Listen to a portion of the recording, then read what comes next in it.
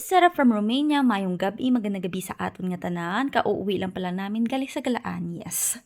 Bali mga 6:30 na ito ng gabi at ngayon pala ako magluluto ng aking pagkain. Yung aking mga meron na pala silang pagkain, ako na lang talaga yung wala, kaya minamadali ko na yung pagluto ng aking pagkain. Bali yung lulutuin ko pala is pinakbit, pero yung kalabasa na ginamit ko is kalabasa na nabili ko lang dito sa aming lugar. Yung kalabasa na in-order ko kay Ate Marjeline na kalabasa ng Pinas, hindi ko pa talaga siya niluto.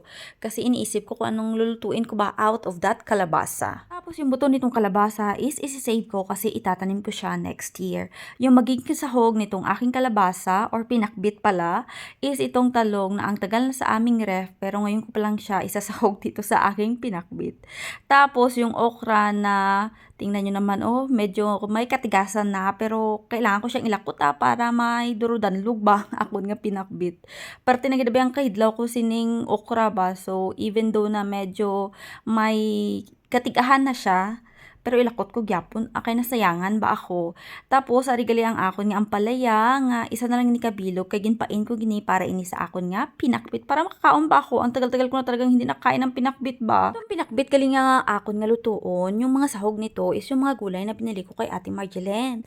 Except na lang talaga yung beans ba, hindi ko na nilagay kay kuha naman to tigulang ba matiga na siya, pero yung okra sabi ko nga sa inyo bala na dabis ka matiga basta maibutang ako nga madurudanlog kay ma-feel mo gid abi ang pakbit basta may okra ba kay madurudanlog. Tapos ang akon nga lakot gali sining akon nga pinakbit is itong sausage kag karnats ba gintayat ko into small pieces tapos masaot-saot kita para mas lami pagid ang akon nga luto nga pakbit. Pero ako lang naman sini makaon na kay ang bata ko hindi na siya magkaon.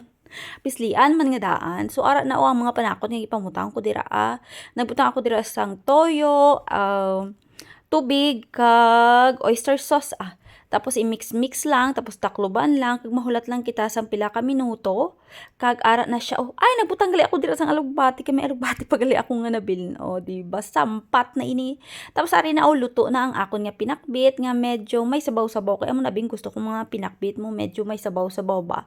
So gintikman ko na siya kag perti ka init biskan mainit tikman ko kay do nagalaway na gid ako.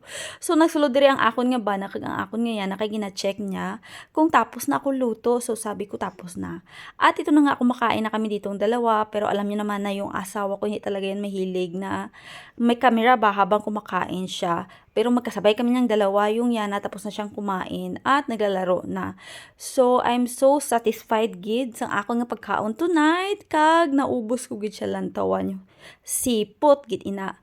Pero may nabili pa ako nga pakbit, of course ibutan ko siya sa amon nga ref para in case nga gusto ko magkaon may kuluan. Salamat gid sa pagtan-aw.